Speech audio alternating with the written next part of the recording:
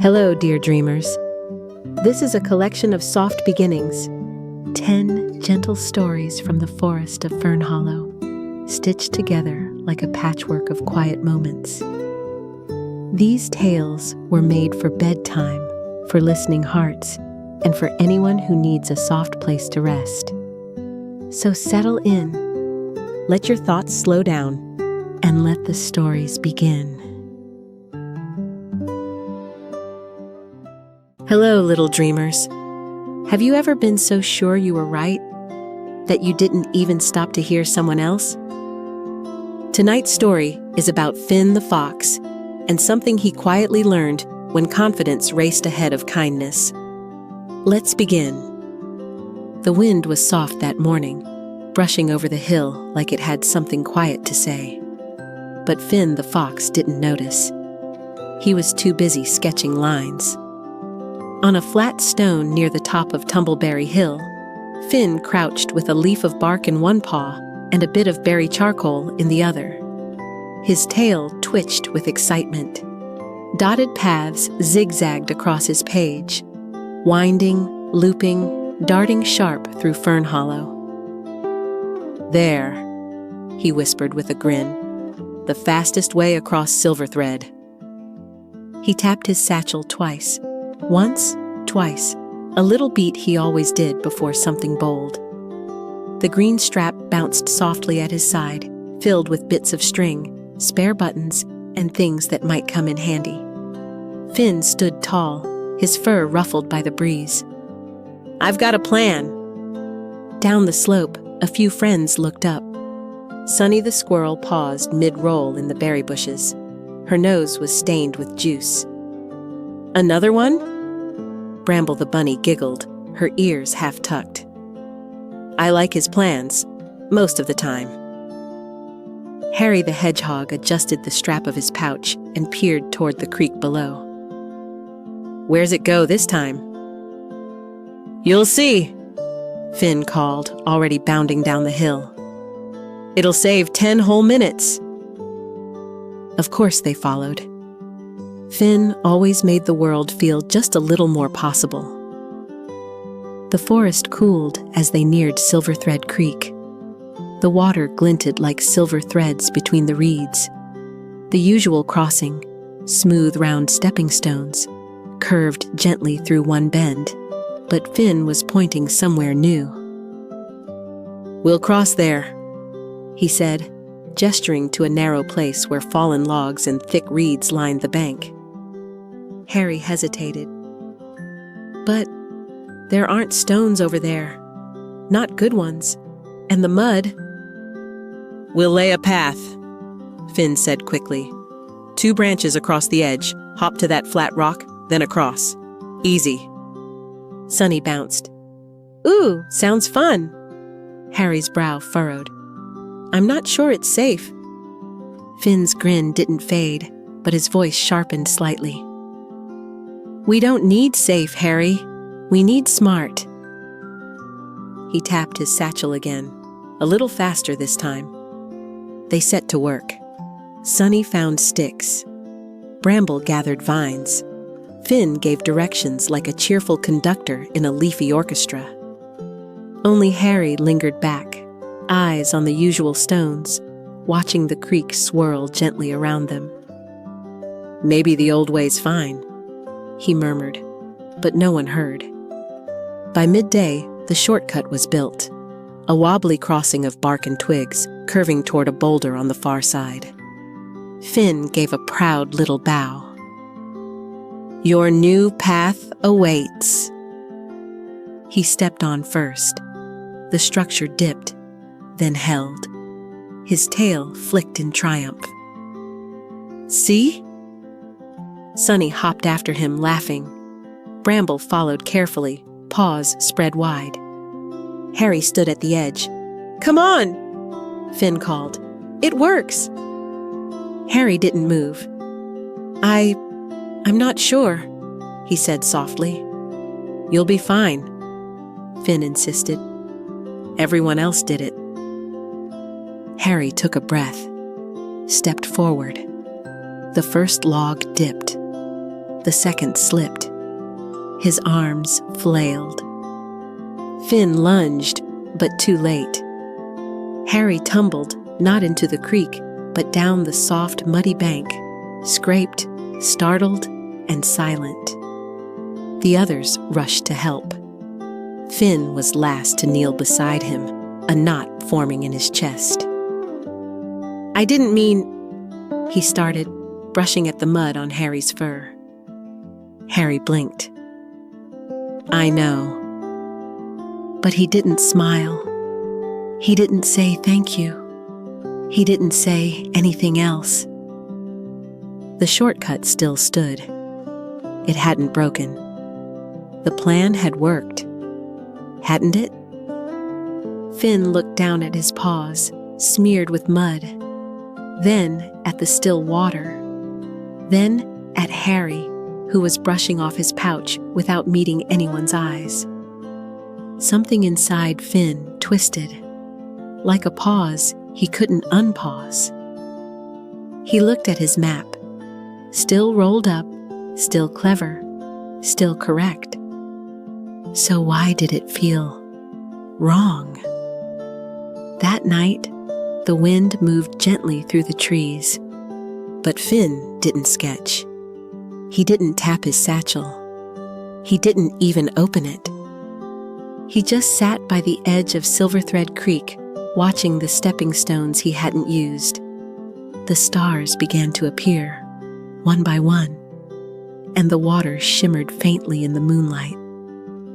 And in that hush between reed and ripple, Finn whispered, "Did I do something wrong?" He didn't expect an answer, but the silence felt a little like one. The stars shimmered softly above Silverthread Creek. Finn the fox sat still, ears lowered slightly, watching the ripples move like thoughts he couldn't quite untangle. His paws were muddy.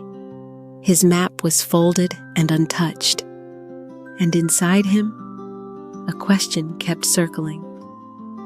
Did I do something wrong? He hadn't spoken to Harry since the shortcut. Not really. They'd walked home together, but there hadn't been any laughter, no satchel tapping, no talk of what to build next. Just space. Not angry, just quiet. That was somehow worse. The next morning, the sky was pale and slow. Fern Hollow felt still, like the whole forest was waiting. Finn sat beneath a fern at the edge of the trees, watching droplets gather and fall. His map lay open in his lap, but the charcoal never touched the page. Usually, when something went wrong, Finn would fix it with a new idea, a better route. But today, every plan in his head felt too loud. He tapped his satchel once, then again, but the usual spark didn't come. He stood slowly and slid the map back inside. "I guess I'll go for a walk." He didn't mean to go to the crooked stone, but his paws took him there anyway. The mossy boulder leaned slightly to one side, as if it had once tried to stand perfectly tall and then decided it didn't need to. Wildflowers peeked between its cracks. The air was quiet, thick with the soft hush of growing things. Finn paused when he saw someone already there. It was Harry. He sat curled at the far side of the stone, legs tucked beneath him, pouch resting beside. He wasn't tinkering or sketching, just sitting, like he didn't know what to do either. Finn's chest pinched. He stepped forward carefully. "Mind if I—" Harry glanced up, then nodded, just once. Finn sat beside him. Not too close, just close enough. They didn't speak. They didn't need to. The breeze moved through the tall grass around them, and a honeybee drifted past without stopping. Finally, Finn said, "I thought I was helping." Harry stayed still. "I thought it would be smarter." faster. I thought if it worked, it meant it was good. Harry's gaze dropped. It did work. Finn's ears lowered. But it didn't feel good. Not to you. There was a pause. Then Harry whispered, "It wasn't the plan. It was that I said something, and you didn't hear it." Finn looked down. "You were so sure," Harry added. "And I thought, maybe I was just being silly, like always." "You're not silly," Finn said softly.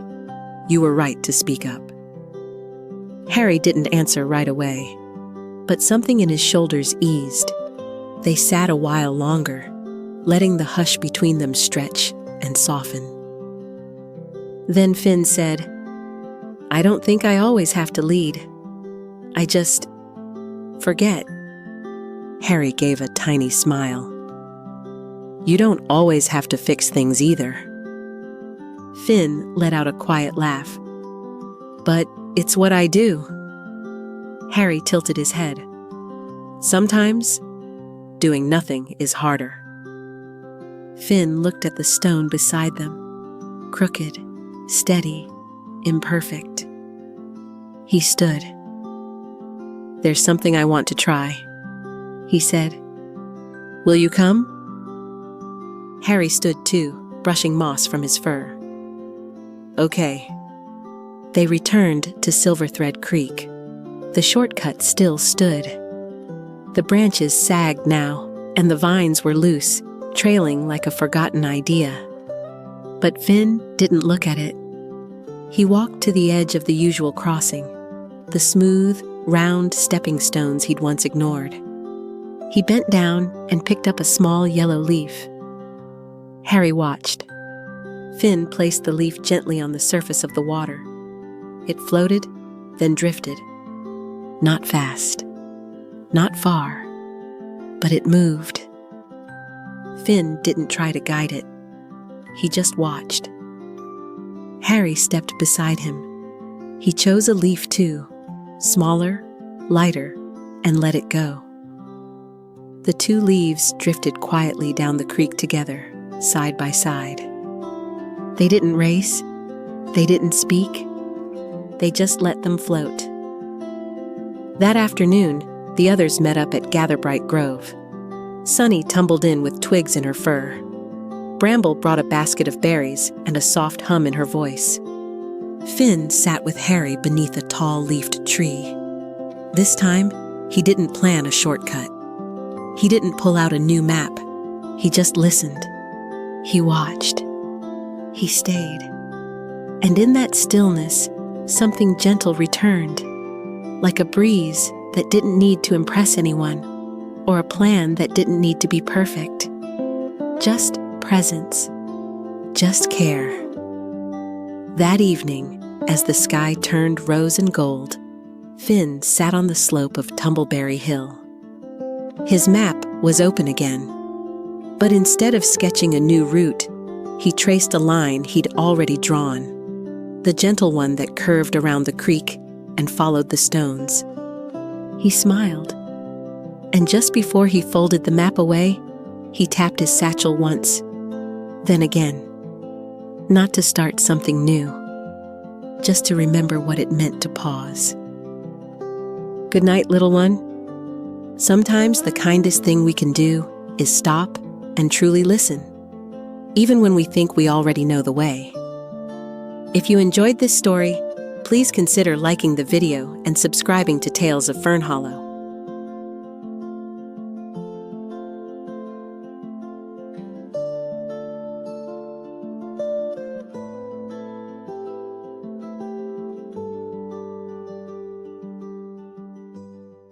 Hello, little dreamers. Have you ever felt that ache when you and someone you care for just don't see something the same way? Tonight's story is about Lumen the lynx and what he quietly discovered when a soft disagreement left his heart feeling a little out of tune. Let's begin. The stars shimmered high above Starlit Ridge.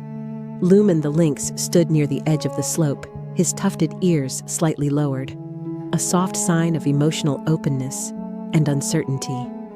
Beside him, Sedge the snake lay in a loose coil, the moonlight catching the edge of his small mustard-yellow bow tie. His tongue flicked thoughtfully as he finished a sentence that had already made Lumen grow still. "I just think," Sedge said calmly, "that if someone makes a mess, like leaving behind a mistake, they should be the one to clean it. Otherwise, how will they learn?" Lumen's tail flicked softly behind him. He stared out at the stars, not answering right away. "But what if they're already ashamed?" Lumen said at last, voice quiet. "Sometimes, helping first makes space for someone to grow later. Not everyone learns by being left alone with their mistake." Sedge tilted his head. "Maybe, but honesty matters too. If you keep stepping in, they may never notice what they've done." The words weren't sharp. Sedge never meant them to be, but Lumen felt their weight all the same. He looked down, paw pressing into the earth. The ground was steady. His feelings weren't. "I don't want to argue," Lumen murmured. "I'm not arguing," said Sedge, adjusting his bow tie slightly, his soft ritual before saying something true. "I'm just being clear." Silence fell between them. The wind that passed across the ridge seemed to pause. Lumen nodded once, then turned away gently. "I think I'll head back early." Sedge didn't stop him, and as Lumen walked alone through the trees, the stars above flickered faintly. Not dimmer, just distant. The next morning, sunlight filtered through the leaves like softened thoughts. Lumen sat alone on a fallen log near the trail's edge, ears low, paws still. He hadn't spoken to Sedge since the night before. A gentle rustling broke the quiet. Sunny the squirrel bounced lightly into view, her reddish-golden fur catching the light in warm flashes. An acorn spun between her paws. Toss, catch, toss, catch.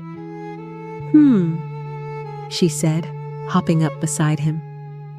That's the face of someone trying to untangle a very stubborn thought. Lumen didn't look up. "I think I hurt Sedge's feelings," he murmured. Sunny blinked. "That's not what I heard." Lumen's ears twitched slightly. "I heard," she said, lowering her voice just enough, "that two smart creatures shared different truths, and both walked away feeling a bit not right." Lumen finally met her eyes. "Can that happen? Can both sides be true?" Sunny nodded and caught her acorn midair without looking. "Of course. The sky is blue and full of stars. Depends how you look." He let out a soft breath.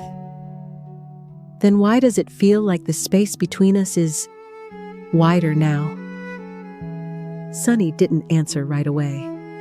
She placed the acorn softly in her lap, paws resting still. "Because caring makes differences feel bigger sometimes, not smaller." A breeze stirred gently, brushing Lumen's fur. He glanced toward the path that led toward Stillmere Bank. "Do you think I should find him?" Sunny smiled softly. "I think the forest already knows you're going to." And with that, the two friends rose together and headed down the sunlit path. Stillmere Bank held its hush like a promise. The smooth pond reflected everything perfectly. Tall reeds, gentle sky, and two small figures approaching with soft steps. Sedge was already there, coiled near the water's edge. His eyes flicked up as Lumen and Sunny arrived. He didn't speak, but he didn't look away either. Lumen stopped beside the pond, glancing at his own reflection. thoughtful eyes, quiet posture, the weight of last night still visible in his ears. "I don't like feeling distant from you," he said quietly. Sedge's tail flicked once. "I know. I didn't mean to make things sharp." "I wasn't sure if I was allowed to disagree," Lumen admitted. "It felt like I had to choose between truth and closeness." Sedge slowly straightened his bow tie. "You never do." "I've been thinking about what you said," Lumen continued. "About being clear, about people learning through responsibility." Sedge watched him, eyes steady. "I think..." Lumen paused, then let out a small breath. "You weren't wrong." He reached one paw forward, pressing it gently into the earth, then lifting it again. The paw press, his quiet ritual of intention. "But I also think," he added softly, "that kindness doesn't always wait. Sometimes it leads." Sedge flicked his tongue once, then adjusted his bow tie again. A careful flick of the tail that meant his next words would be true. "I thought kindness meant being honest," he said. "But maybe it also means listening, even when I think I already know." Sunny smiled without speaking. Her eyes danced like warm candlelight. Then, with a sudden and theatrical flourish, she tossed her acorn high into the air. "There it is!" she exclaimed softly, catching it with perfect timing. "That's what I've been waiting for. The part where both sides shine a little." Lumen chuckled. Sedge did too, a low, surprised sound, like a stone finally settling into its place. The friends stood quietly then, shoulder to scale to scruff, and watched the light shift along the pond's surface. "It's okay to disagree," Lumen murmured, "as long as we stay close." Sedge nodded. Close doesn't have to mean the same. A breeze passed once more, not strong, not cold, just present. The listening forest was listening still. Later that day, the friends made their way toward a different kind of quiet, the worn, arching roots of the threadroot arch, where old threads and forest tokens swayed gently in the hush. The archway rose before them like a doorway made of memory. Two ancient roots curved overhead, their midpoint tied with small, dangling loops of thread, drift feathers, and faded blossoms. No sign marked its purpose. None was needed. It was a place for unspoken connection, where walking beneath meant something even if the words hadn't been found. The three paused before it. "Do you think," Sunny said softly, "that this is what understanding feels like?" Lumen looked up at the threads dancing in the breeze. "Maybe, or maybe, it's the place where we let go of being right." Sedge lowered his head just slightly, a subtle bow, quiet and real. Then, without any grand ceremony, the three stepped beneath the arch together. They didn't speak. They didn't need to. One of the threads swayed as they passed, brushing gently against Lumen's fur. Another landed against Sedge's scales, just briefly, before lifting again. Sunny's acorn clinked once against the lowest root, and she caught it like a secret. And somewhere in the trees, the wind moved only once, just enough to carry their shared silence forward. That night, the stars returned to Starlit Ridge, not as a reminder, but as a quiet presence. The three friends sat beneath them again, but the air between them was warmer now, not filled with agreement, but with space that didn't feel far anymore. Sedge traced a small spiral in the dirt with his tail. Not purposeful, just something to do. Lumen watched a feather drift past, its soft edges curling in the breeze. Sunny yawned mid-toss, catching her acorn in her lap. "You know," she said sleepily, "I think the stars disagree all the time." Lumen turned toward her. "How do you mean?" "Well," she said, stretching, "they all shine different ways. Some flicker, some burn, some barely glow at all." She leaned gently against Lumen's shoulder. "And yet, they share the same sky." No one replied, but the silence that followed felt full, like breath held close, not apart. And above them, the sky shimmered, not brighter, just closer. "Good night, little one. Even when we see things differently, we can still stay close. It's in the quiet space between us that understanding gently grows." If you felt something gentle in this story, consider liking the video and subscribing to Tales of Fernhollow.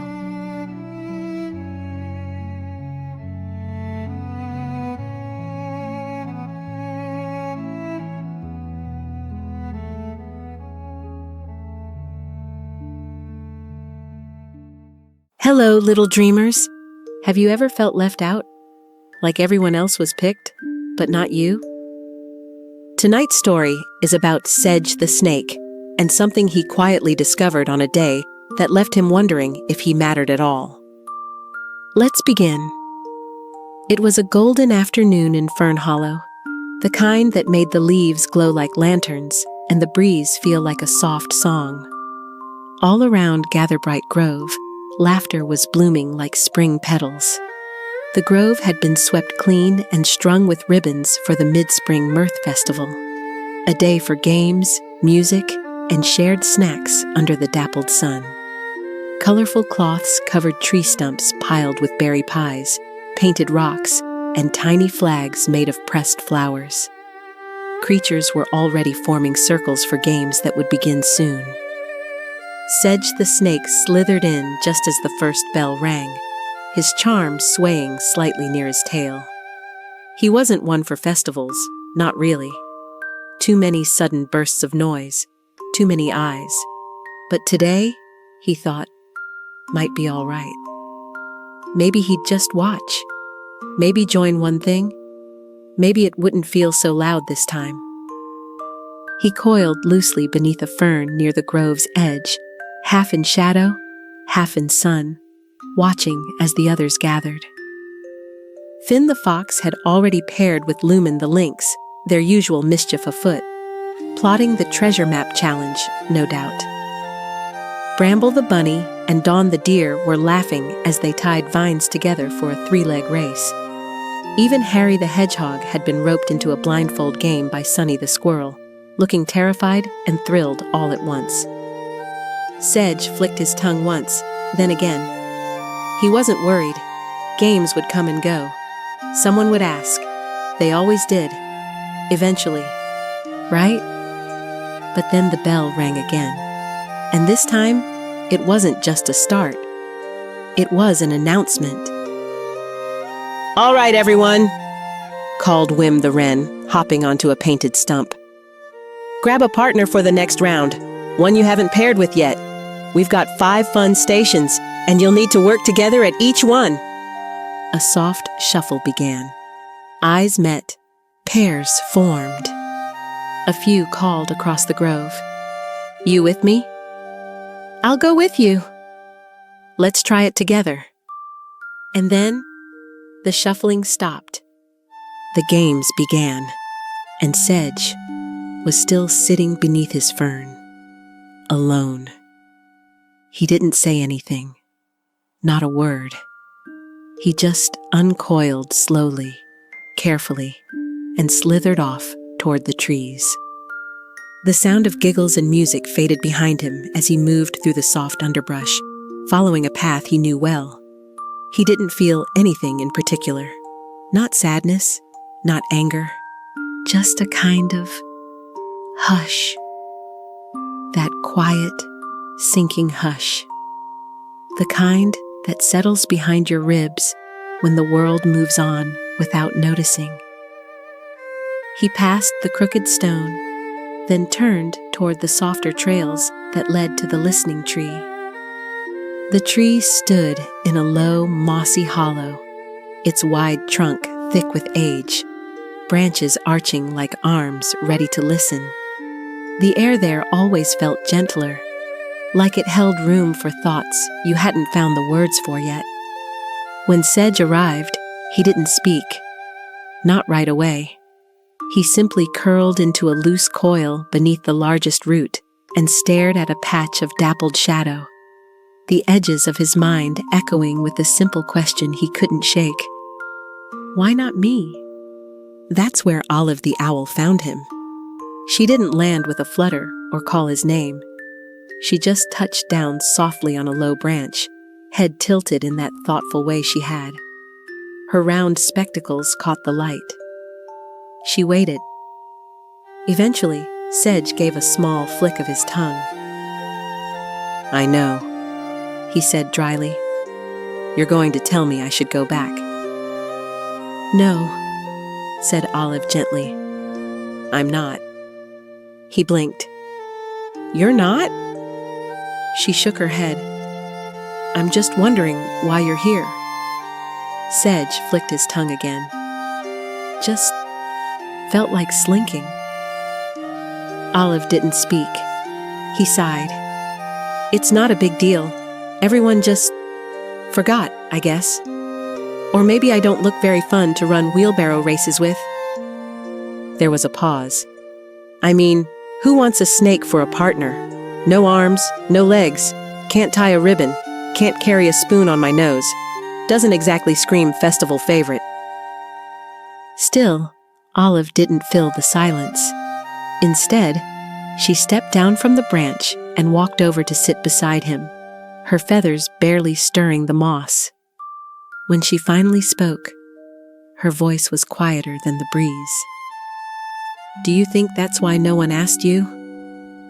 Sedge curled a little tighter. I don't know, he said.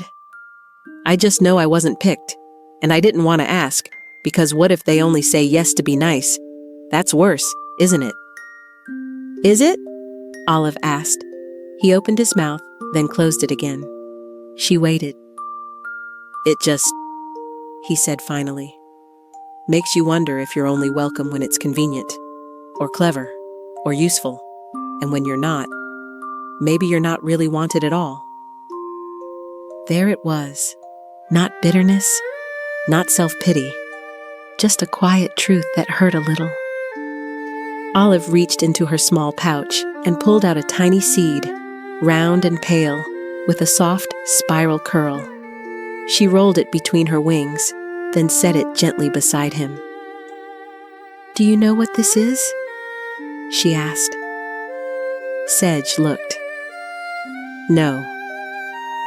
It's a moonvine seed, she said. It only blooms once a year, and only under the moon. No one ever sees it open except the stars. Sedge raised an eyebrow. Sounds lonely. Maybe, Olive said, but maybe it just means its timing is different. Maybe it doesn't need to be chosen or noticed to be beautiful. It just is. Sedge looked at the seed, then at Olive. You're saying I'm a weird nocturnal flower. I'm saying, said Olive gently, you don't have to be picked to matter. Sedge didn't answer right away, but he didn't slither away either. He just stared at the moonvine seed, thinking, and the hush that sat inside his chest began to shift, just a little. The sun had dipped lower now, casting long gold lines across the forest floor. And still, Sedge the snake sat beneath the listening tree, the tiny moonvine seed resting near his tail. He hadn't spoken for a while, but that was okay. The silence didn't press on him the way it had earlier. It was quieter now. Not the kind that swallowed you, but the kind that left a little more room to breathe. Olive had already gone, her feathers fading into the trees with the gentlest sound. She hadn't asked him to return to the festival. She hadn't offered a solution. She'd simply left space, and something about that had loosened the tight knot in his chest. After a while, Sedge stirred.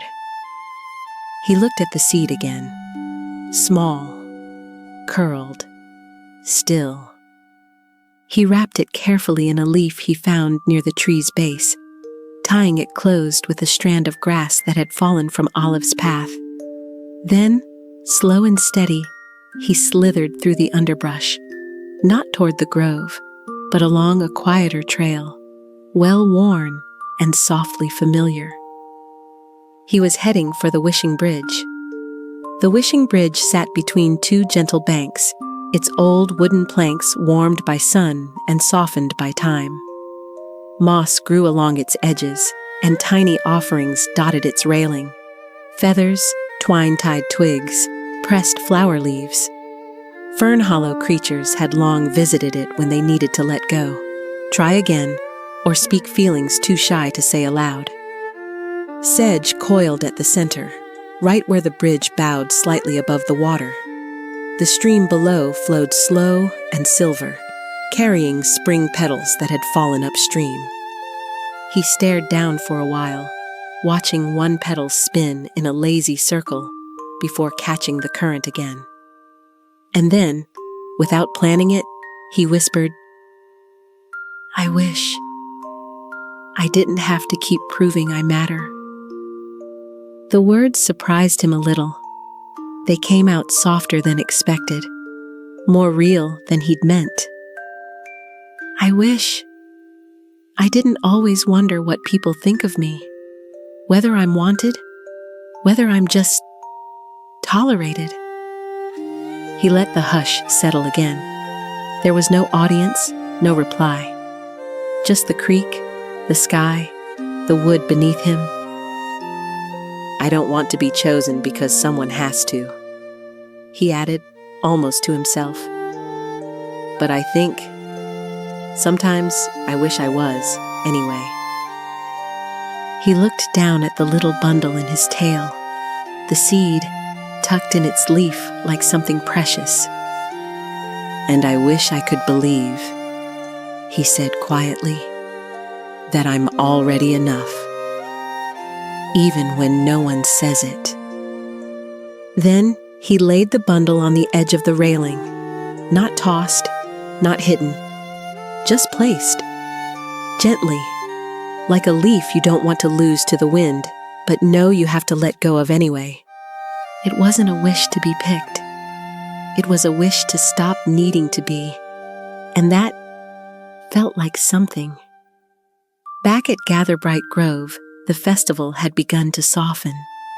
The sun was slipping low, and a warm orange haze covered the clearing like a blanket. Creatures were sitting in small clusters, nibbling the last of the berry tarts and humming the tune of a song Sunny had made up on the spot. The games had ended. The races were run, and most everyone looked content in that full-bellied, end-of-day kind of way. Sedge approached the grove slowly, his body winding gently through the high grasses near the edge. He didn't expect anyone to see him, or say anything, or even make room. He just wanted to sit for a while, to listen, to be part of it, even quietly. He found a shady patch under a fern near the same spot he'd started in and settled there. He didn't announce himself, didn't glance around. He just was. But someone always notices. Bramble the bunny was the first. She glanced up, and her eyes lit with the softest surprise. Not the kind that said, "Where have you been?" but the kind that simply said, "Oh, there you are." She didn't call to him. She just quietly scooted to one side of a log bench and patted the spot beside her. The gesture was simple, open, no big deal, but it was a space. Then Dawn the deer walked past, carrying a plate with 2 leftover berry tarts. She paused, tilted her head, and without a word, placed one beside Sedge on a flat stone within his reach. "Too many left over," she murmured gently, though they both knew she'd counted right. A moment later, Finn the fox arrived, a rolled-up map poking out of his satchel. He crouched beside Sedge's fern, pulled the map halfway out, and tapped at the page with a paw. "That trail near the wishing bridge, I think I drew it too wide. Doesn't match the real slope. Can't tell from my notes. You've seen it more. Can you check?" Sedge blinked. He looked at the map, then at the tart, then at Bramble. He still didn't say anything, but something warm started to flicker inside, like the hush was finally letting in a little light. He didn't uncoil right away, just shifted, slightly, then reached for the map with the tip of his tail, tracing the trail. "Needs to curve in sooner," he muttered. Finn nodded. "Thought so." Evening settled around them like a soft curtain, fireflies blinking between the hanging ribbons. The chatter turned into hums, the hums into sighs, and the sighs into silence. The kind of silence that comes after a full day, not empty, but peaceful. And Sedge was still there, still part of it. Not chosen for a game, not the center of attention, just with them. And for once, that felt like more than enough.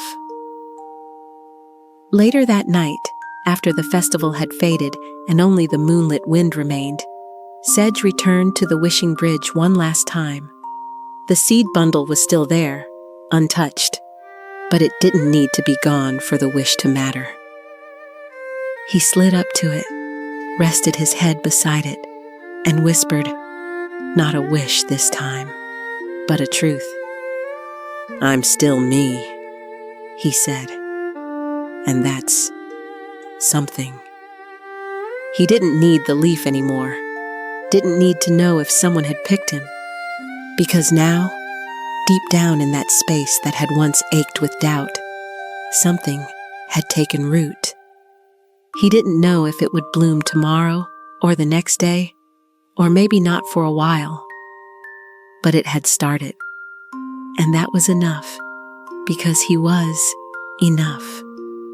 Good night, little one. You don't need to be chosen to be worthy. If you enjoyed this story, please consider liking the video and subscribing to Tales of Fernhollow.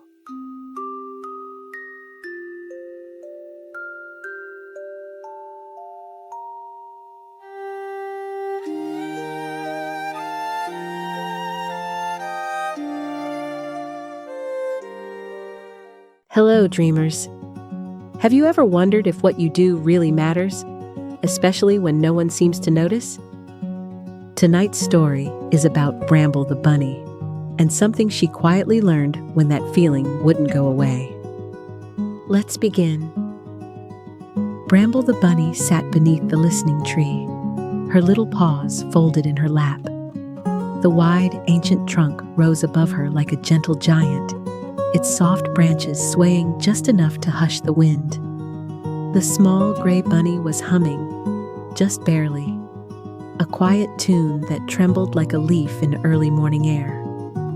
Her long ears were tucked low against her cozy maroon scarf, and her round eyes kept searching the soft moss at her feet, as if a thought had dropped there and might be found again. "I try," she whispered to the silence. "But sometimes, it just feels like nothing I do really matters." A soft breeze stirred the shimmering leaves above. Not enough to answer, just enough to let the hush deepen, the way Fernhollow always does when a heart is quietly full. Bramble sighed. She had helped Sunny the squirrel patch her berry baskets. She had sat beside Harry the hedgehog while he tried, for the 5th time, to line up his map scrolls. She had even remembered to pick the softer moss for Dawn the deer's morning wreath. No one asked her to do these things, and no one had really noticed either. A small leaf spun down beside her. Bramble watched it land. "Maybe I'm not meant to be noticed," she murmured, tucking her scarf tighter around herself. "Maybe I'm just background." The path from the listening tree wandered eastward, toward quieter clearings and softer light. Without quite deciding, Bramble rose and followed it. The trees thinned where the land curved gently upward. Stillhollow always knew when to make the path feel longer or shorter, depending on what a creature was carrying inside.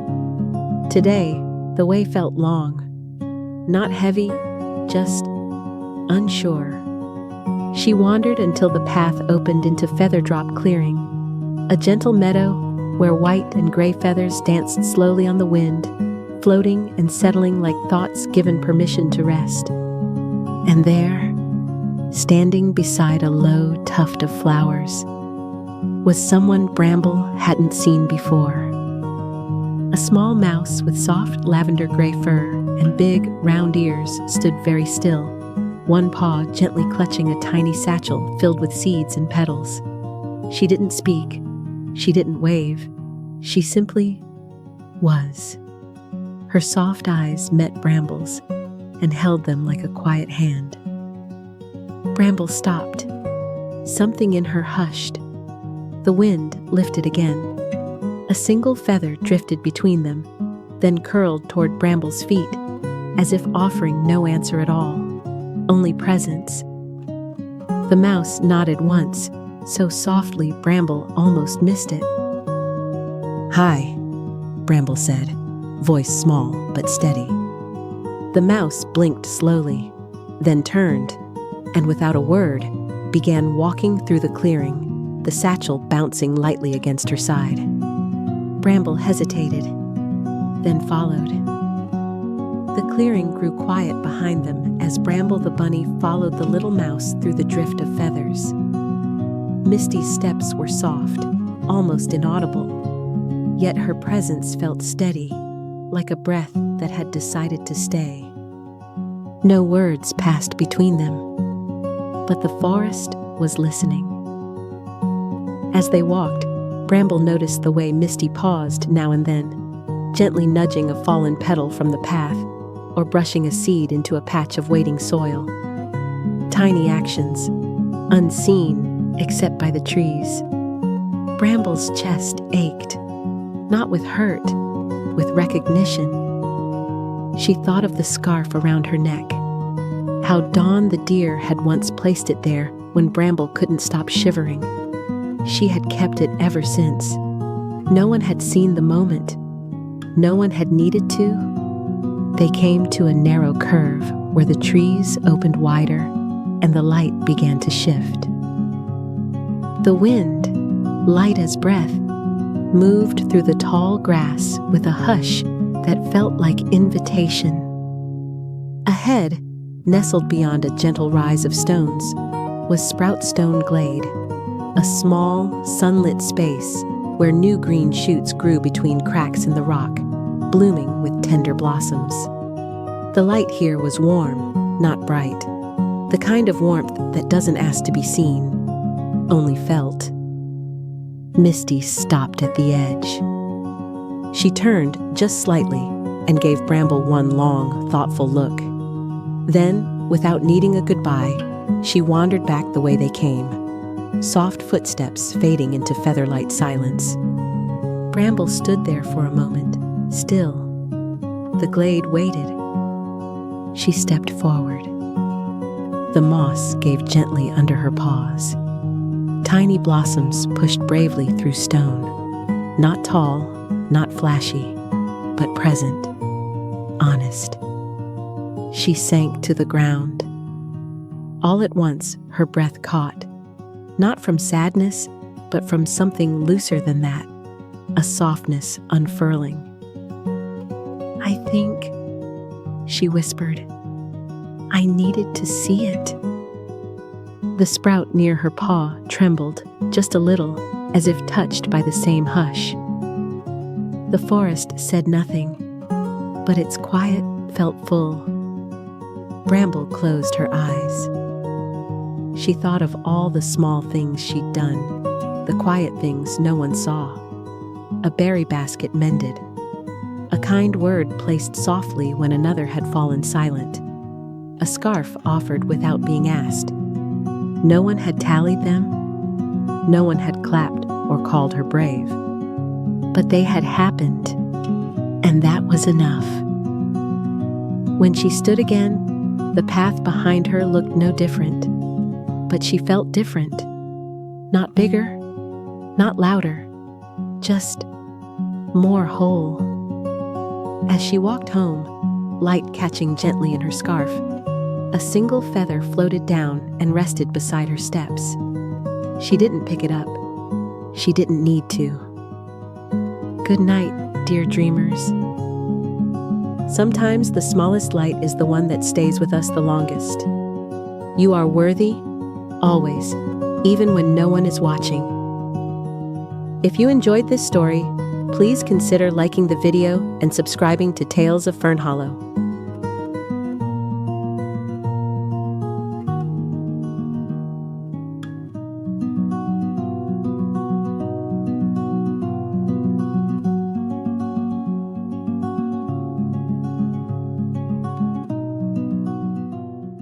Hello, dreamers. Have you ever been blamed for something you didn't do and felt your heart swell with the need to explain, to fix, to prove? Tonight's story is about Harry the Hedgehog and something he quietly learned when that feeling wouldn't go away. Let's begin. The morning in Stillhollow was soft and breezy, with tiny leaves doing lazy circles across the footpaths. At the edge of the clearing near the old story seat, a wide, flat-cut stump nestled in ferns and pale woodland flowers. Harry the Hedgehog was adjusting the little compass on his belt for the third time. He wanted everything to go just right. Today was his turn to share a story. Not a big one, not a brave one, just a small memory about how he once got lost near Silverthread Creek and found his way by watching how moss grew on trees.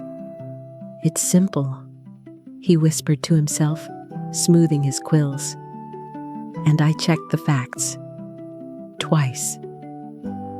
As a few creatures began to settle into the grass around the story seat, in bounded Thistle, the vole, cocoa-furred, bright-eyed, and breathless from whatever rush she had created behind her. "Harry!" she called, nearly tripping on a root as she flopped down beside the stump. Her satchel flung sideways and spilled a few sketchy notes. "Oh, acorns, wait. Oh, is this your copy? I thought it was mine." Harry blinked. "What do you mean?" Before she could answer, she popped up onto the stump and faced the gathering. "Hi, everyone. So, Harry's going to tell you about getting lost and following moss, but..." She held up a scribbled page and waved it. "Apparently, he made it up. This drawing's not even his. It's mine." Laughter bubbled around the clearing. Some of it was kind, some wasn't. Harry's paws stiffened. "But..." His voice trailed off. He hadn't even seen her sketch. His cheeks felt hot. Thistle blinked, suddenly catching the silence. "Wait.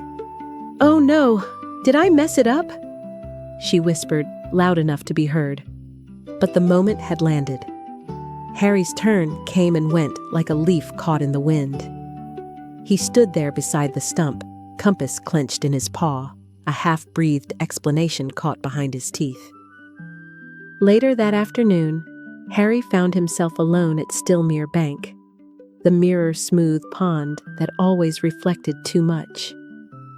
He sat on the flattened earth beside the reeds, not saying anything. He didn't have to. The pond already held it all. The awkwardness, the embarrassment, the urge to explain. His reflection looked back, flustered, small. "I didn't even get to speak," he muttered to no one, adjusting his belt again. "I didn't do anything wrong. I just..." let it happen. A breeze moved through the reeds but didn't touch the water.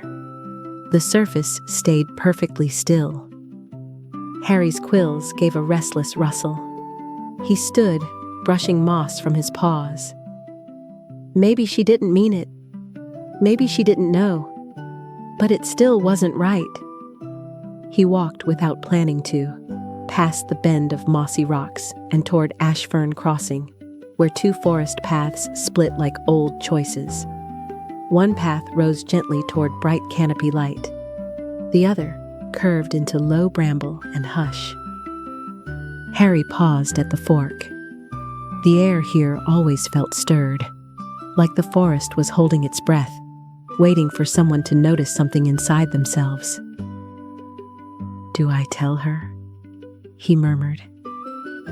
"Do I explain it all so everyone knows I was right? Or do I let her figure it out?" He didn't know yet, but his paws had stopped moving, and the silence around him felt like it wasn't just his.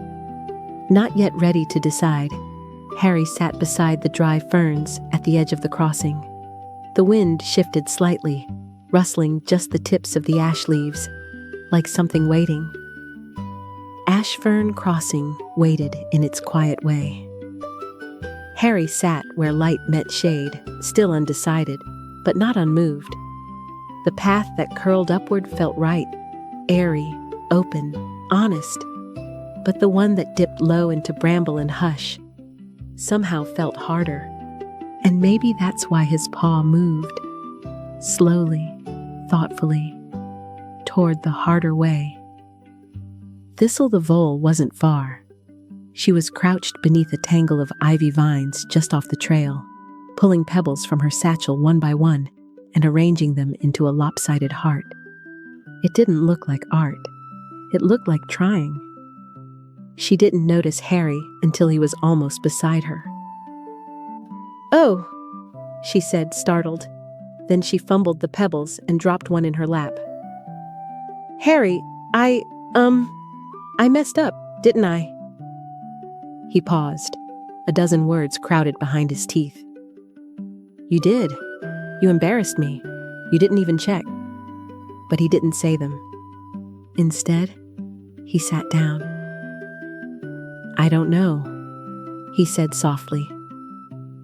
"Maybe you did, but I don't think you meant to." Thistle blinked, confused. "You're not mad?" "I was," Harry admitted. "I still kind of am. But maybe being mad doesn't make me more right. It just makes me heavier." They sat in silence for a moment. The ivy above them rustled gently, not from wind, but from the kind of quiet that comes after choosing softness over sharpness. Thistle reached into her satchel and pulled out the crumpled sketch she'd waved earlier. "This one's mine," she said. "But when I looked closer, I realized your drawing was underneath it. I must have mixed them up when you helped carry my things. I didn't even check." Harry smiled faintly. "It's okay." "But it's not," Thistle said, eyes darting.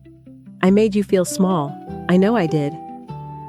She looked down at the lopsided pebble heart, now partly scattered in the moss. "I do that sometimes," she whispered. "Talk too fast. Fill the quiet with noise so I don't have to feel what's underneath. I didn't mean to throw you under the cart like that, Harry. I just panicked. And then it was too late." Harry didn't speak for a moment. The air between them wasn't uncomfortable. It was real. A little uneven, like truth was trying to find its footing. "You know," he said quietly, "I think that's the first time anyone's ever said they panicked in front of me." Thistle's ears twitched. "Really?" He nodded. "Most just pretend they didn't do anything." She looked up, eyes shiny. "I don't want to be most." Thistle reached out and handed Harry a tiny folded page.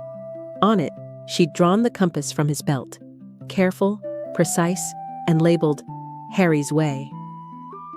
"I made you something for your next story." Harry looked at it, not perfect, but full of care. They stood and walked in silence until they came to the threadroot arch. The two ancient roots curved overhead like a frame for something wordless. Old threads, trinkets, and tokens swayed from the center, catching just enough light to shimmer. Harry hesitated. Then slowly, he stepped beneath it. He felt something shift in his chest. Not a grand release, just a gentle loosening.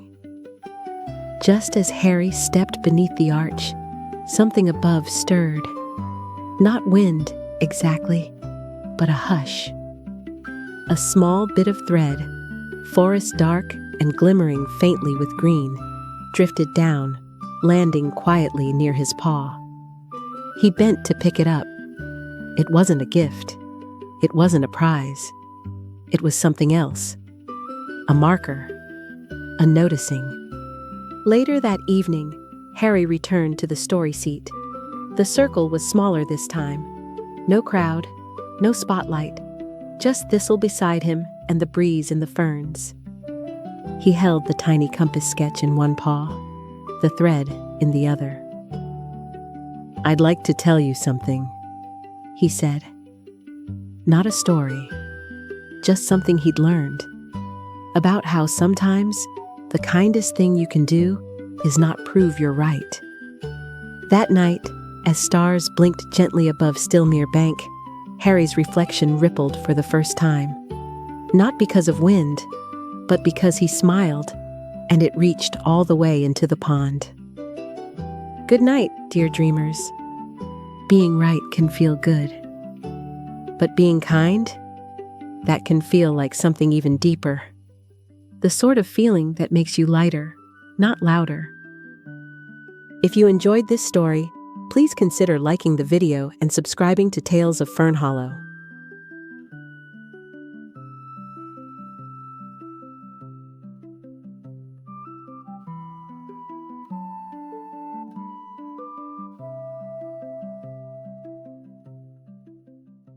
Hello, little dreamers. Have you ever tried so hard to make everything perfect, only to feel like no one noticed at all? Tonight's story is about Dawn the deer, and how holding things together too tightly can sometimes make them fall apart. Let's begin. It was the kind of morning Fernhollow rarely got wrong. Sunlight flickering softly through the trees, the scent of moss and damp earth rising from the ground, and a breeze just gentle enough to stir a leaf without letting it fall. Dawn the deer stood quietly at the edge of Gatherbright Grove, hooves close together, breath calm and practiced. She had arrived long before the others, earlier than anyone would think to, and had already pinned her folded list into a notch of bark. It wasn't a strict list, just gentle reminders. Meet in the morning. Share something sweet. Rest in the shade. A day of togetherness. A day of calm. A day that would, if all went well, go exactly as planned. She'd arranged soft cushions in a ring on the grass, tucked bits of fern beneath each for comfort. She'd placed a berry bowl in the center, first slightly off-center, then centered again. She'd woven a leafy garland across a log and sat with it for a while, just looking. And still, something buzzed under her ribs. Not worry, not quite. Just that quiet hum that comes when everything is nearly right, but could still tip. "Dawn!" called a voice, sharp and sunny, like an acorn skipping across stones. Sunny the squirrel skidded into the grove, eyes bright, tail flaring behind her. An acorn bounced once in her paw before she caught it mid-spin. "You're early too?" She grinned. "Are these cushions for leaf diving? Wait, snack pile? Oh, I love it already." Dawn smiled, small and steady, They're just for sitting, being together. Sunny paused, her bounce settling. Oh, that's nice too. One by one, the others arrived. Finn the fox, consulting a map he'd drawn himself. Bramble the bunny, ears tucked, carrying a basket of berry buns. And Lumen the lynx, silent and watchful, the muted tones of his checkered handkerchief resting softly at his neck. For a little while, it was everything Dawn had pictured. Cushions found sitters. Buns found paws. The grove breathed with hush and light. And then came the laughter. It started with Finn, who proposed a game where everyone had to speak in rhymes. Sunny leapt into it, spinning in circles, twisting words around, inventing songs that made Bramble giggle, and Lumen drop half a bun in surprise. Then came the racing, the bouncing, the berry bowl tipped sideways. A cushion ended up in a tree. Finn tried to draw it. Sunny wore it as a hat. Dawn laughed too, a little, but her smile kept slipping at the corners.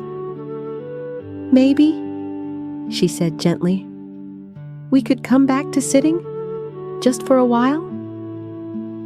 But the wind took her words sideways, or no one heard her. Or maybe they did. By midday, the story circle had become a stage.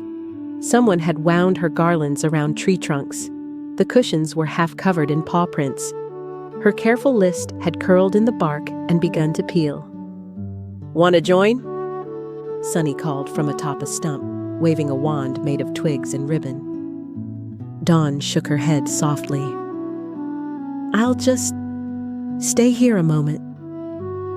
Sunny's grin dimmed, just for a second, then returned. "Okay, watch this one. It's my best twirl yet." Dawn watched. She watched the garlands slip, the ferns crumple, the laughter tangle. Watched the joy grow bigger than her plans.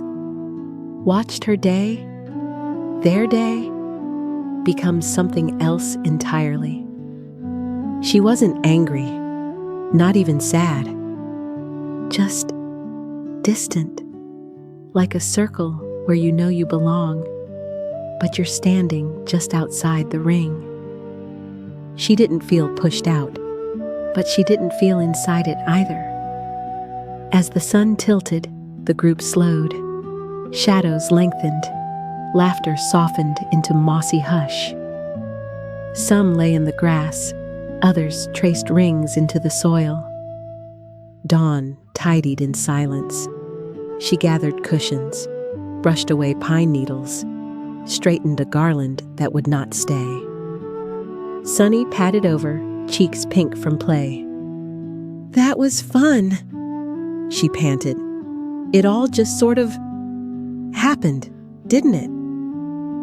Dawn nodded. Sunny looked at her closely. "You okay?" Dawn hesitated, then smiled, a soft smile, the kind that folds itself small. "It's just not quite the day I planned." "Oh." Sunny's tail flicked. "But it was still a day, wasn't it? A real one." Dawn looked around, at the crumpled ferns, the scattered petals, the little paw prints pressed like memory into the dirt. A real one. She wasn't sure if that made it better or harder. They walked in silence after that, just the two of them, along the edge of Tumbleberry Hill. The others had wandered ahead, chasing the last light or packing slowly. "I think," Sunny said after a while, "I get carried sometimes. Like wind, hard to hold." Dawn looked at her. "It's not wrong to be carried." "I guess not," Sunny said. "But it can knock things over." Dawn didn't answer, but she gently pressed her shoulder beside Sunny's. Not to stop her, not to guide, just to be there. A breeze stirred 3 small petals across their path. Neither of them moved to catch them. They reached the hilltop just as the sky turned gold, the blushing kind when day forgets if it's coming or going. Below, the others were starting one last rolling race. Laughter rolled with them. Sunny shifted her paws. "Go," Dawn said softly. "If you want." Sunny paused. "You sure?" "I'll just watch," Dawn replied. Her voice surprised her. How small it sounded, how far it had come. Sunny hesitated, then bounded away, tail flashing behind her like joy trying to keep up. And Dawn stayed where she was.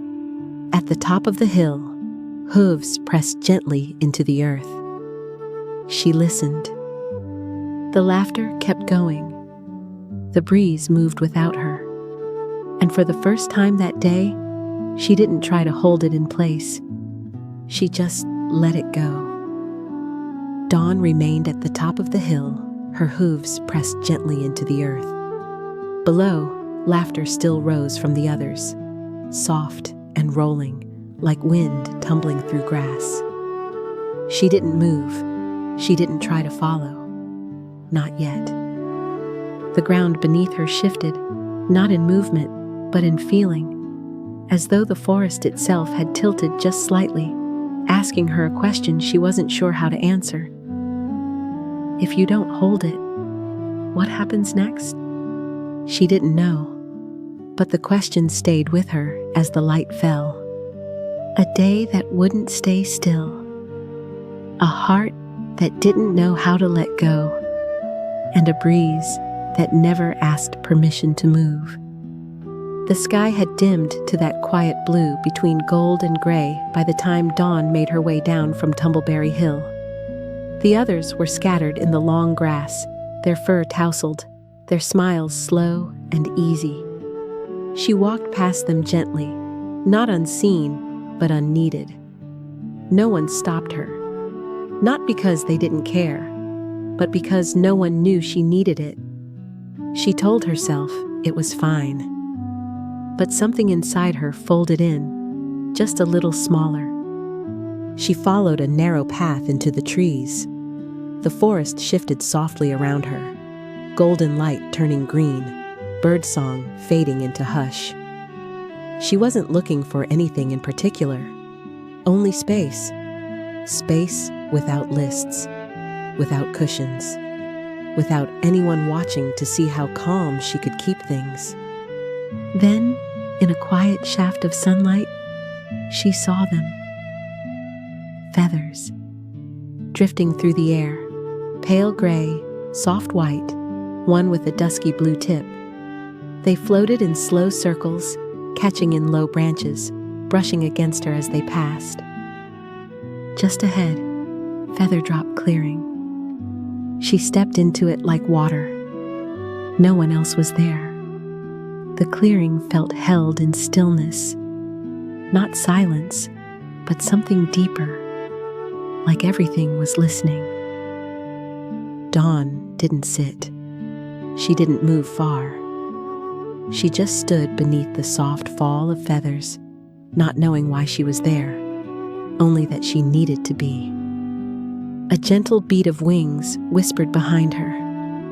Olive the owl landed beside her, silent and steady, a small book tucked beneath one wing and a pressed flower peeking from its pages. "This spot called you too?" Olive asked. Dawn nodded. "I didn't mean to come here. I just walked." "That's how most find it," Olive said, her eyes following a feather as it turned midair. "Not by searching, just by stopping." Dawn didn't answer, but her hooves pressed deeper into the moss.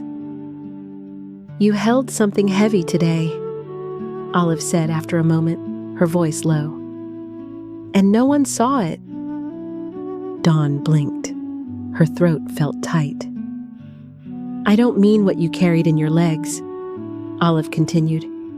"I mean the way you held the whole day." Dawn looked down. "I just wanted it to go well," she whispered. I planned everything so carefully. I thought, if I kept it all soft and steady, we'd all feel held. Olive waited. And did they? She asked gently. Yes, Dawn said, but not by me. A feather landed near her shoulder. She let it stay. They felt free, she added, and I felt invisible. There was no pity in Olive's gaze, just understanding, just quiet. There's something we say sometimes, she murmured. Old words, maybe you've heard them. Dawn tilted her head. Let the breeze carry it. Olive met her eyes. You don't have to hold the whole day, Dawn. Sometimes, letting it move is the only way it can belong to everyone, including you. Dawn breathed in slowly, then nodded, and as she turned to leave, she noticed it, a single feather lying at her hooves, half gray, half blue, frayed at the edge. She didn't pick it up. She let it lie. Down by Silver Thread Creek, the water moved like light in motion, slow and silver, catching the dimming sky. Dawn spotted Sunny sitting at the bank, her paw trailing lazily through the surface. Sunny turned at the sound of hooves. Hey, she said softly. Hi, Dawn replied. Sunny hesitated. I didn't mean to mess everything up. You didn't, Dawn said, her voice clearer now. I think I just forgot that plans aren't promises. Sunny blinked. Then, what are they? Maybe just a starting place, Dawn said. Not a path, a step. They sat in silence for a while, watching the water curl past small stones. Then Sunny stood and gently picked 2 leaves, smooth and golden, still warm from the sun. Want to play the leaf drift game? She asked. Dawn looked at her. I'll follow your lead, Sunny added, a soft grin tugging at her mouth. Promise. Dawn smiled back. Let's let them go together. They knelt by the stream. Each placed their leaf on the water, not tossing, just releasing. The leaves drifted. Dawn's spun slowly, caught in the stream's current. It didn't race. It didn't flip. It just moved. She watched it go. Sunny stayed quiet beside her, not bouncing, not shifting, just watching too. When Dawn's leaf floated farther than expected, she didn't cheer. She didn't name it a winner. She just smiled, and for once, it wasn't the kind of smile she'd planned. It was the kind that simply arrived. Maybe that was the point. Good night, little one. Sometimes, the softest kind of love is the kind that lets go. You don't have to hold everything together to be someone others need. If you enjoyed this story, please consider liking the video and subscribing to Tales of Fernhollow.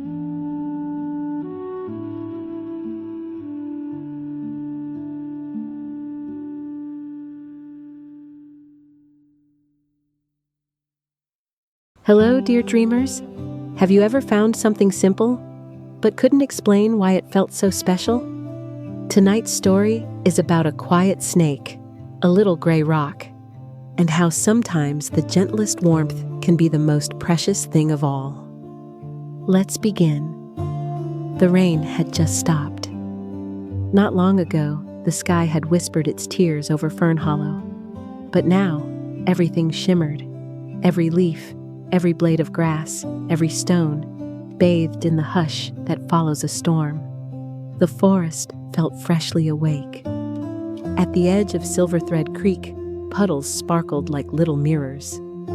Finn the fox bounded between them with gleeful leaps, laughing with every splash. His bright eyes lit up as droplets scattered like tiny stars. Nearby, Bramble the bunny bent down low to examine a petal still cupping raindrops. "Oh," she breathed, holding it up. "It looks like it's wearing a necklace." Olive the owl perched on a low branch, spectacles fogged slightly with mist, watching the light dance through the leaves. "Now, if I remember it right," she murmured, "sunshine after rain always makes things feel just a bit more alive." On the hill just above, Dawn the deer was quietly arranging petals into the shape of a star. Her movements were slow and thoughtful, like music only she could hear. And then came Sedge the snake, not with leaps or laughter, but with a quiet slide through the damp underbrush. His eyes were soft, thoughtful. He wasn't looking for something shiny. He didn't need petals or sparkle or puddles.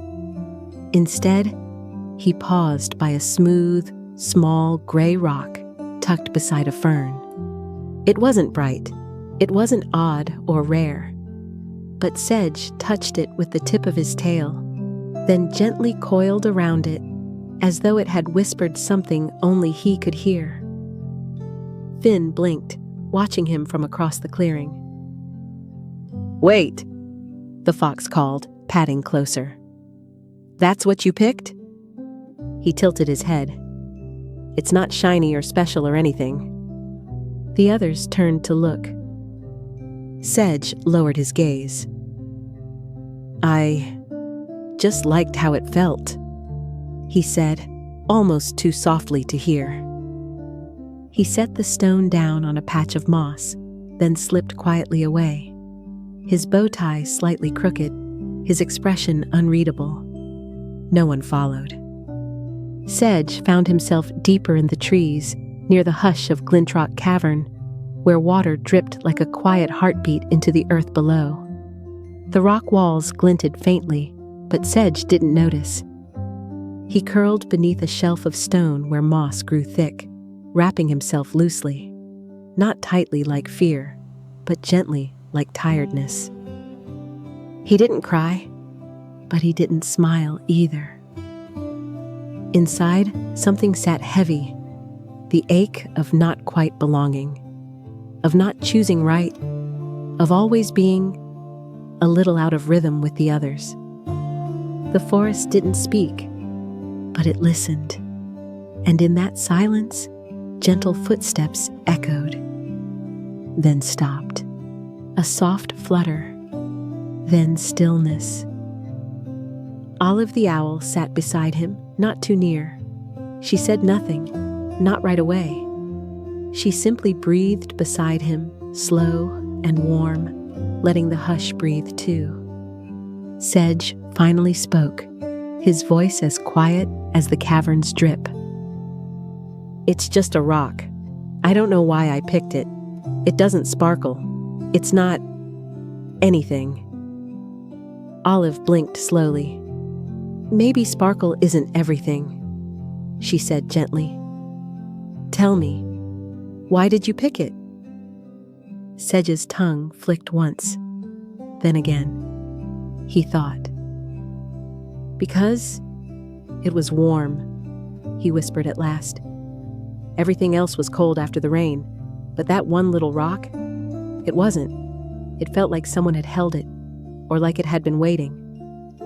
Olive smiled, eyes soft. "Then maybe you felt something real, even if you didn't know how to say it." Later, at the base of the wide, welcoming listening tree, the group gathered again. The sun had dipped low, casting long rays between branches, dappling the ground with golden hush. Dawn, the deer, stepped from the shadows, the last to arrive. She looked at Sedge, not with question, but with quiet understanding. "You know," she said softly, "sometimes the most beautiful things don't shout. They don't shine. They don't bloom." She looked down at the little gray rock, which someone had brought and placed near the tree's roots. "They just stay, warm, present, and when we need them most, they're already there. She nudged the rock gently toward Sedge with her hoof. Sedge stared, then touched it again. Still warm. Not because of sun, not because of fire. Just warm. As though the forest itself had remembered what he needed. That night, the friends gathered around the Cindertail ring, the old circle of firestones now cool but comforting. Moss curled around its edges.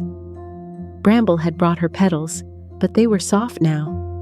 Their color faded. Finn's puddle had dried. No more sparkles, just mud. Dawn's flower star had drifted apart in the breeze. But the rock, Sedge's quiet, simple, gray rock, still held its warmth. He placed it at the center of the ring without a word. And for a moment, everyone just sat still. No one tried to name the feeling, but each one felt it. Not loud, not glittering, but true. Finn finally broke the silence. You found the best treasure after all, Sedge. Sedge didn't answer. He didn't need to. His eyes were steady. His smile, small but full. And the forest, always listening, let the night wrap them in soft stillness. Good night, dear dreamers. Sometimes what you choose, even if no one else understands, is still enough. Because quiet hearts carry warmth the world forgets to look for. And tonight, maybe that's the real treasure. If you enjoyed this story, please consider liking the video and subscribing to Tales of Fernhollow.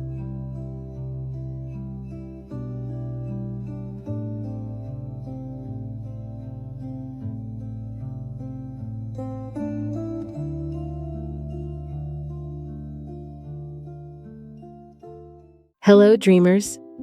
Have you ever been having so much fun, laughing and racing about, that you didn't notice someone sitting just outside the circle? Tonight's story is about Sunny the squirrel and a small, quiet friend she almost didn't see. Let's begin. Tumbleberry Hill was loud with laughter. Reddish golden fur streaked past berry bushes, tail curled high like a comet's flare. Sunny the squirrel bounced from stone to stump, paws stained purple from berry juice, her bright eyes dancing with joy. "Tag!" she squeaked. "You're it now, Bramble." Bramble the bunny giggled, ears flopping as she darted behind a bush, scarf fluttering. Finn the fox tumbled after her, pretending to trip over his own paws. Even Harry the hedgehog was laughing, though he mostly rolled. The hills smelled of crushed berries and sun-warmed grass. The kind of day where no one notices time, only how wide the sky feels when you're running. But just past the outer ring of play, behind a low fern near the hill's edge, sat someone else. A very small someone. She had soft tan and gray fur, large round ears, and tiny paws that fidgeted with a single curled autumn leaf. Pika the Pika watched. She wasn't trying to hide, but she wasn't sure how to enter. They were laughing, spinning, racing down hills and climbing back up again. There wasn't a gap in the fun, not one. So she stayed just outside it. Not sad, not angry, just unsure. Sunny leapt to the top of the hill, twirling with glee. "Let's do a cartwheel contest next," she called. "Winner gets my best acorn." She held it up, grinning, the sun catching its glossy top. It was perfect. Everyone cheered. Even Olive the owl clapped from the shade. No one turned to see the soft shape near the fern. Not because they didn't care, but because they didn't think to look. Pika shifted the leaf in her paws. It was red and gold, the first fallen one of the season. She traced its edge. She didn't blame them, but sometimes not being seen feels heavier than being forgotten. She didn't want to interrupt. She just wanted to be included without having to ask. The forest heard this. Though no one else noticed, the wind slowed on that side of the hill. A hush, almost like breath, passed between pine branches far below. Stillhollow was listening. Sunny twirled again, laughing as she tumbled into the grass, tail a tangled puff. When she sat up, she saw no one new. Just the same friends in the same circle, the same joy, the same rhythm. And just beyond it, Pika rose quietly. She didn't cry. She didn't frown. She simply turned toward the trees. Her tiny paws held the leaf close. She took the long way down, not through the crowd, but around it. Soft pine needles muffled her steps. By the time the games had shifted into berry rolling races, the fern was empty. Far below, where Tumbleberry Hill began to flatten into shadow, a hush had settled between two tall rows of pine trees. The place between pines waited, narrow and quiet, its floor padded with fallen needles. Pika stepped into it. She didn't know why she'd come this way, but sometimes, when your heart is too full to explain, the forest offers silence instead. Here, no one ran. No one laughed. The breeze moved like breath, slow and even. And Pika, holding her red gold leaf, walked deeper into the twilight hush. Back on the hill, Sunny tumbled sideways and popped up grinning. "Okay, acorn rolling relay next." She spun, but paused. Something was off. The circle was laughing, but it felt tighter. Too tight, like something around the edge had fallen away. Her eyes swept the hill. There was no tiny shape near the fern, no soft tan fur, no twitching ears. Huh. She tilted her head, then she squinted toward the trees far below. The pine line rustled once, just once, as if the forest had exhaled. A single feather lifted from the grass and spun gently in the air. It drifted for a while before landing, quietly, at the edge of the fern where Pika had once sat. The forest felt different that morning. The breeze was quiet, not still, just listening. The kind of hush that makes your thoughts louder. Sunny the squirrel blinked up at the soft sway of the treetops, her acorn clutched loosely in one paw. She didn't know why she hadn't shouted another game into the air, but something inside her had gone quiet. "Has anyone seen?" she began, but the name trailed off. She wasn't even sure they knew it. There had been someone, a shape near the fern, a soft furred maybe. She looked again toward the hill's edge. The place was empty now, but something in the grass was missing, like a seat at a picnic no one realized had been set. So Sunny did what she usually didn't do. She stopped. Not just paused, truly stopped. And the moment she did, the wind shifted. It wasn't a gust, just a feeling, a soft nudge, like the forest was gently suggesting, "Try here." She followed, down the slope, past where berries grew in tangled clumps, past the rock where Finn had tripped. The grass became quieter, cooler, and then she saw it, the start of the path. The place between pines. A narrow, hushed path between two tall, straight rows of pine trees. The ground was soft with fallen pine needles, muffling every step. The tall trunks created a quiet, twilight atmosphere even during the day. Sunny stepped in. The forest didn't speak, but it felt like it could, and if it had, it might have said, "Now you're close." Far ahead, almost tucked between shadow and light, a tiny shape moved.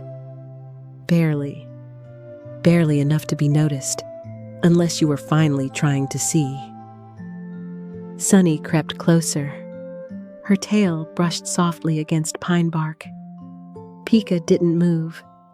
She was still, like someone hoping not to disappear. But her ears twitched slightly, as if she'd been waiting for someone all along. Her acorn, still in her paw, felt heavier somehow. Pika the Pika sat on a small patch of moss, her tiny paws still holding that curled autumn leaf. She didn't flinch when Sunny approached. She didn't turn away either. She just looked up, eyes steady, open.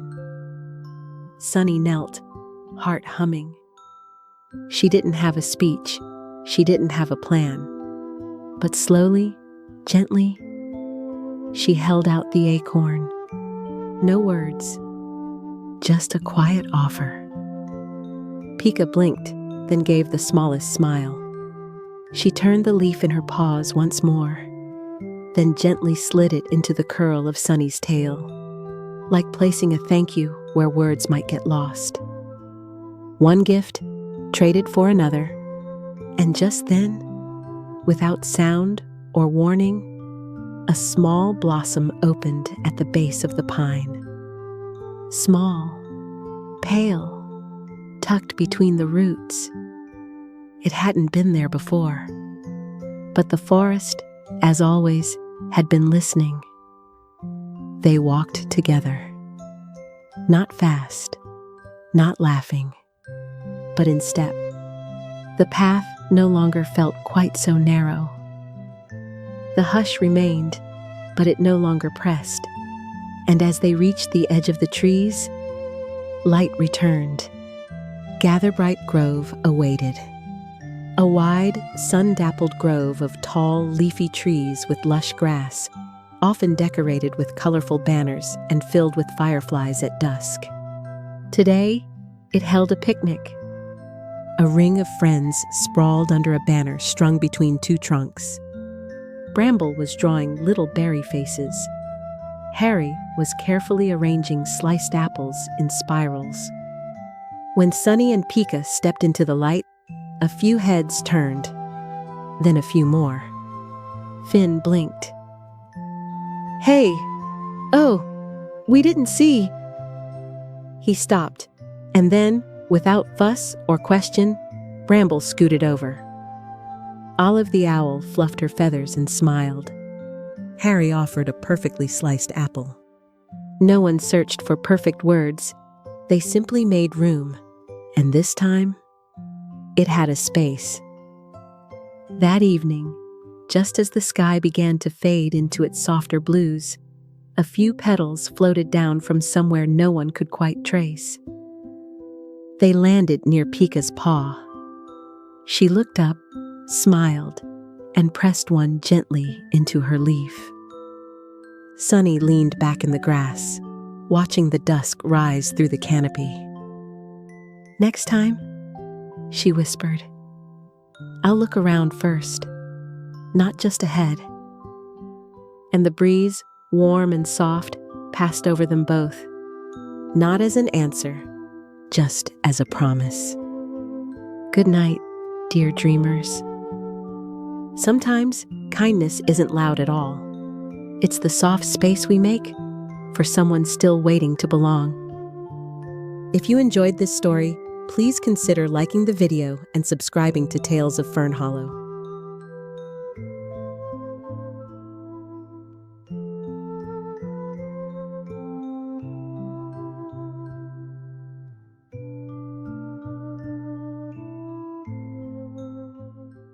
Hello, dreamers. Have you ever made something so special you didn't want anyone else to touch it? Not even the ones you trust? Tonight's story is about Harry the Hedgehog and what happened when he tried to carry something all on his own. Let's begin. There was a quiet place in Stillhollow where not many creatures went. It sat just beyond a small grove where soft grass met a circle of smooth, rounded stones. Some held tiny flowers resting gently in their cracks. Others were cloaked in moss, like memories you could touch. This was the Remembering Stones, a space to honor memories and loved ones with quiet gratitude. And on most mornings, just after sunrise, Harry the Hedgehog walked there alone. Harry was a small hedgehog with bristly brown and cream quills. He wore a tiny brown belt fitted with a compass, though he never needed help finding his way here. His paws were always careful, especially when he was carrying one of his stones. You see, Harry didn't just visit the Remembering Stones. He added to them. Each smooth pebble he brought had been carved by his own tiny paws. Some with little shapes, some with faint words, some with nothing at all. Just a feeling Harry could see but didn't know how to say. One morning, he nestled a small spiral-shaped stone between two others and whispered, "For the day I felt brave." The words didn't echo, but somehow they stayed. Then, a sound. Rustle. Pause. Rustle again. Harry spun around, every quill on edge. There, at the edge of the clearing, was Bramble the bunny. She didn't move closer. She didn't say a word. Her long ears tucked down as her soft gray fur caught the light. Around her neck, her cozy maroon scarf fluttered just slightly in the breeze. "Oh," she whispered, I didn't mean to see." Harry clutched the belt at his waist as if to shield what he couldn't explain. "It's not ready. They're not. It's just something I do. Not really for sharing." Bramble nodded. "Okay." She hummed, a sound like saying sorry without words, and turned, quiet as a breeze. Harry stood still for a long time. Even after she left, the air felt full. That evening, Harry stayed in his den. He kept one paw on his box of stones and stared at the ceiling. What if Bramble had touched one? Or laughed? Or, worse, what if she'd said nothing at all? His compass ticked softly on the table. He tried not to look at it, but it felt like the arrow was pointing back. The next morning, Harry didn't bring a new stone. He just went to check. And when he stepped into the Remembering Stones, he stopped. The stone he had placed yesterday, the spiral, was still there. But beside it was a tiny white feather and a single bluebell, freshly picked. Harry blinked. No one had added anything like that before. The flower wasn't carved. The feather wasn't perfect. But they were kind. He sat down slowly. The grass was cool beneath him. The forest around him was still. And then he felt it. A small stirring of air, like a breath held and let go. The breeze brushed his cheek, just as his eyes began to shine. The forest of Stillhollow was there, and it had heard. Later that day, Harry found Bramble sitting at the edge of a path, winding a thread around her paw. "I saw what you left," he said, voice wobbling like a dewdrop. "I wasn't sure if it was all right," Bramble said, ears dipping. "I just wanted to say thank you." Harry nodded. Would you like to come back with me? Just once. I could show you another one. Bramble smiled, a slow, soft blooming, like something fragile daring to open. Maybe I could try.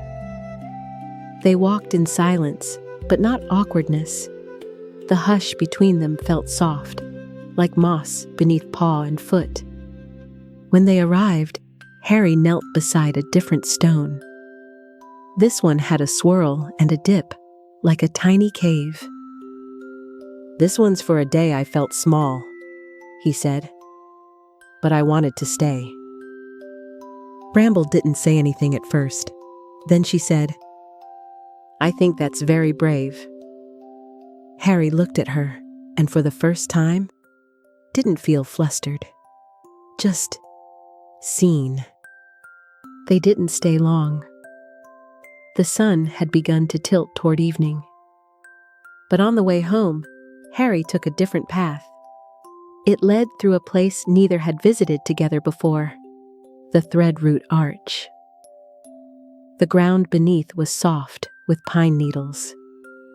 It felt like walking through memory itself. Two ancient roots arched up from the ground, woven together like time itself.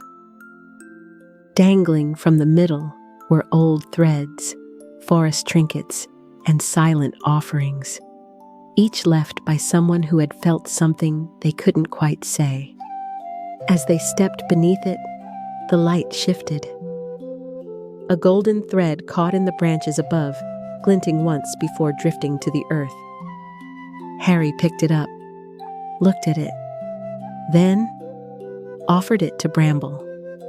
She took it without a word. Not as a gift, but as if she'd always been part of the thread. Neither of them spoke, because something had already been said. That night, Harry opened his box. He reached for a stone he'd always kept, his favorite. The one with the heart shape that wasn't perfect. The one that never quite fit with the others. He turned it over in his paw and smiled. Tomorrow, he would leave it out. Not hidden, not half buried. Just there, waiting for whoever might need it. And in the hush of Fernhollow, the trees did not speak, but they listened.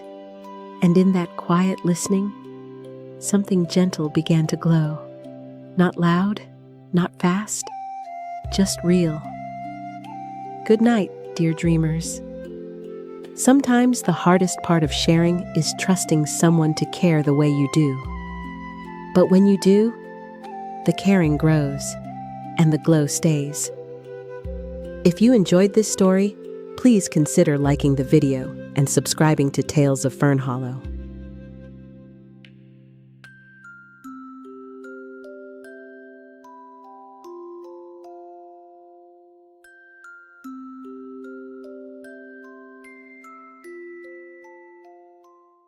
Hello, dreamers. Have you ever felt unsure about your own voice? Like when your heart whispers something soft, but you're not quite brave enough to listen? Tonight's story is about Bramble the bunny and something she quietly learned beneath the branches of an ancient tree. Let's begin. Bramble sat alone at the edge of the listening tree, softly humming her nervous tune. Her large, gentle eyes gazed upward, uncertain yet drawn to the tree's welcoming branches. They swayed gently, their leaves shimmering in the breeze, creating a quiet, listening hush. The ground beneath her was soft with moss and fallen leaves, a comforting embrace around her small paws. Bramble's cozy knitted maroon scarf was pulled close, as if it might wrap around her courage too. She hummed louder, then softer, then fell quiet. Maybe, she whispered hesitantly. Maybe I could try. The forest listened, holding her words gently. A rustle behind her brought Olive the owl, round and warm-feathered, her wise eyes gentle behind her round spectacles. Olive tilted her head slowly, quietly sensing Bramble's unease. "Bramble," Olive murmured softly, settling her feathers and placing her leaf-patched book beside her. "You're humming your quiet song again?" Bramble looked up into Olive's wise and warm eyes, feeling instantly steadier in her gentle presence. Bramble's ears tucked down shyly, and she shifted slightly. "I don't know if I'm brave enough, Olive. I feel safe here, with you. But when I'm alone, my voice gets small." Olive smiled softly, her grandmotherly face full of patient understanding. "Courage isn't loud, dear one. Often, it's the quietest voice of all, the one we hear clearly only when our hearts are ready." Bramble nodded slowly, but looked uncertain. Olive gently patted Bramble's paw with her wing, then stood carefully. "Perhaps a walk along Silverthread Creek will help." Together, they wandered toward the gentle stream, water glistening like threads of silver beneath the sun. The banks were soft, lined with reeds and tiny blossoms. Bramble dipped one cautious paw into the cool water, watching ripples drift outward. "Sometimes, I wish courage was like water." Bramble sighed softly, "flowing so easily, always there when you need it." Olive's eyes twinkled gently. "Who says it isn't, dear?" Bramble looked up, puzzled but thoughtful. The creek murmured softly, carrying the question downstream.